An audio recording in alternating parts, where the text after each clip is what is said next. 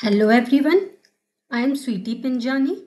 Today we are going to cover the roadmap for intern to full time conversion. A lot of people struggle to get converted to full time. Today I am going to give you a step by step process starting from your day 1 to the end of your internship, how you can ensure that you will get converted to full time. Let's start with your week 1. In first week, what you can expect, definitely there will be an orientation for you where you will understand about the company, various policies, what are the benefits as an intern, and some other things. Then you will be introduced to the team. There will be team introduction. You will get to meet the members of your team, and you will get a mentor assignment. Usually, for interns, they do assign a mentor who will help you out to get started and who will also be sort of guide for you in case you have any issues or you want to know something. Mentor can be your guide. And then they will assign you the task. They will give you the first task, and that's where you get started in week 1. Now, you will also get access to the documents or specification for the design which you will be working on. You need to go through them, and definitely since you will be working, you will also get some tool accesses. Without tools, how will you do the verification, or how will you do design? Whatever role you are, you will definitely get tool access to those. What is your responsibility in week 1? What should you do? You need to understand the task which is assigned to you properly. You need a thorough understanding of what you have to do. If you don't understand what you will do, you can't do it properly. You need to go through the documents properly, understand what is mentioned in that. You can note down the doubts if you have. There will be people in the team to help you resolve your doubts, especially your mentor. You need to set up the tools and environment. Definitely they'll give you the they will give you the process to set up the tools, or there will be instructions to set up the tools and environment. Basically a get started guide which they usually give to the freshers and intern. That kind of thing you will definitely get. One tip for week 1, I will say ask questions. Because you are a fresher, you also have a mentor. Of course you will go through, you will do your due diligence, you will try to understand stuff yourself, but in case you don't, you have to ask questions. Understanding the things are very important. This is your learning phase. Don't be afraid to ask questions. This is very important. What about first month? You need to be very proactive. How?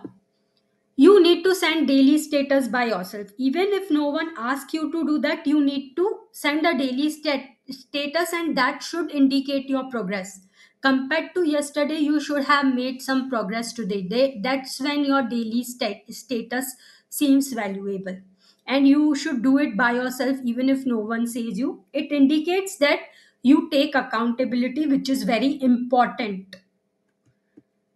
You need to be very efficient. I will give you some ways in which you can show your efficiency. For example, you can learn some shortcuts to do certain things, like Vim editor is there. You can learn some shortcuts for Vim editors. You can learn to do scripting for some monotonous jobs that will improve your efficiency. These are some tips. Definitely, depending on your job role, you can think of something else also which will improve your efficiency. You should be independent by this time. Most of the tasks you should be able to carry out independently. Yes, you can have some questions, but not so much. It is expected that by first month you are completely ramped up, and you need to show this by taking up tasks independently. There is a pro tip. You should take weekly feedback from your mentor. If not weekly, at least bi weekly. Every 2 weeks, just tell your mentor, even if he can give you 10 minutes, to quickly discuss how you are doing, how you can improve, what is expectation from you, so that you can follow that and show your progress. This is very important. Many people don't do it. And if you don't do it, it will be too late towards the end of your internship to improve. That's why it's important to track your progress weekly and get the feedback. You need to upskill as an intern. It is your responsibility to upskill. The skills which you had when you were hired and the skills which you have at the completion of your internship. When I compare that, I should see that upskilling has happened. You have to learn tools, because when you go to industry, that time you get tools access. So one way to upskill is you have to learn tools. You have to be very very good at tools. You need to practice in your free time. I used to even spend weekends because I wanted to learn tools. I had tool access, so on weekends I used to sit and I used to learn about tools, different features, how I can do things efficiently on tools. I used to spend my personal time to learn it. And you can do some certification. One good thing of being in industry is a lot of companies will have a lot of internal trainings, or they will have tie up with some other trainings wherein it will be freely accessible to employees and even interns. Utilize these opportunities to obtain all these certification. You are getting free access, you should upskill. Utilize all these trainings and upskill. Get as many certifications as you can during your internship. Don't leave any stone unturned. You need to have technical expertise in your design. Say, for example, you are working on CPU. You should get an in depth understanding of your CPU design. Whatever block you are working on, say a particular block in your CPU, say some kind of decoder, you should have in depth understanding of that by the end of your internship. You need to thoroughly understand each and every file in verification environment. Say you are in a verification role. So how is the verification environment? What are different UVM components used? What are different sequences used? Where is the top file? How the files are interacting with each other? You need to be very thorough in that. This is very important. You need to understand. You should show visibility. How are you going to show visibility as an intern? You need to make your work visible to entire team. How? You need to go beyond your assigned task. If you do only the assigned task, you are just doing the work which was assigned to you. It doesn't show that you have an attitude to learn, or you are eager to learn more things, or you are more proactive, you want to take more tasks. It doesn't show. Just doing your task will not help. You have to go beyond it. How? Some examples are, you can do something that can improve efficiency for entire team. There might be some monotonous jobs which the team is doing. You can try to automate that thing, or you can do something which improves monotonous task. Anything, it depends on what work you are doing. You can decide how you will do that. And you can also find out ways to improve the simulation time, understand the verification environment. Is there something you can do to improve simulation time? For example, there are a lot of info messages, and if you can adjust the verbosity in UVM to UVM debug so that those messages are only printed while debug, that can improve the simulation time. But definitely you need to discuss it with the team, how far you can go with that. You don't have to do it on your own. You have to give suggestions for such things which impact the entire team. You have to first give suggestions, discuss with your mentor that you feel this thing might improve the efficiency for the team, and this is your plan. This is how you are planning to do, and this is the kind of code you are going to write. Give them a overview and get the approval from your mentor, and then you need to do it. That much thing you have to do. Since you are an intern, definitely you need approval to do things which impact entire team. But you need to show being proactive and more visibility to your team. What will be the evaluation points considered in making the decision should you be converted to full time or not? There are certain evaluation points. First one is definitely skills. As I said, have you upskilled when you came as an intern? Have you upskilled? That will definitely be taken a note of.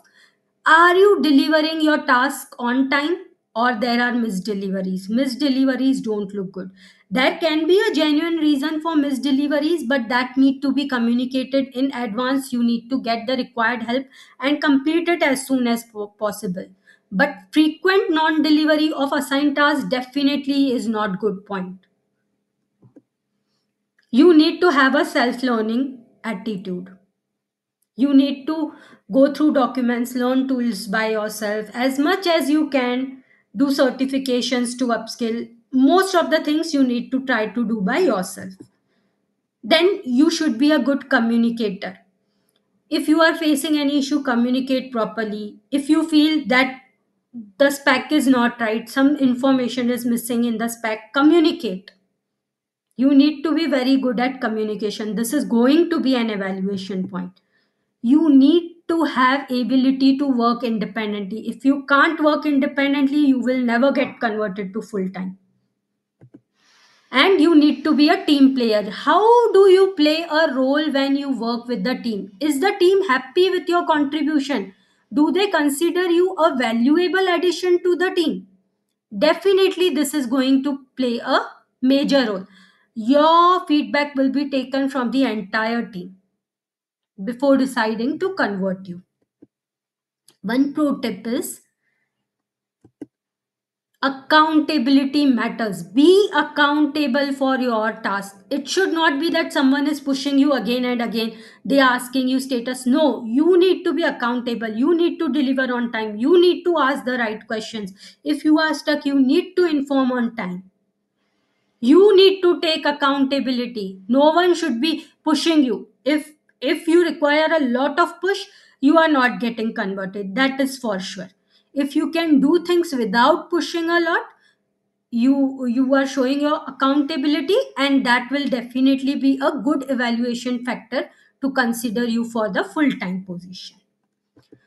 Now, for moving to the full time, you need to explore the roles within your organization, especially your team. You need to discuss with your mentor and manager about your chances of getting a full time conversion and what can you do to make it happen. And then definitely you need to start applying for the open positions from your end. Final suggestion from my side will be internship is the golden opportunity to learn. You should put extra effort. I used to spend my weekends to learn more things, to do more tasks than the given task, because that was my golden opportunity to learn. I wanted to learn everything which I can. I didn't want to miss any opportunity. I will recommend you the same. If you can go through this internship journey smoothly, you will really be very good at your career, because these are the days when you learn a lot. I hope this helps you understand how you can get converted from intern to full time. I wish best luck to all the interns for getting a full time. We will keep coming with such good quality content. If you want to stay tuned, please subscribe to Sweetie Speaks official YouTube channel. I, Sweetie Pinjani, will see you soon. Thank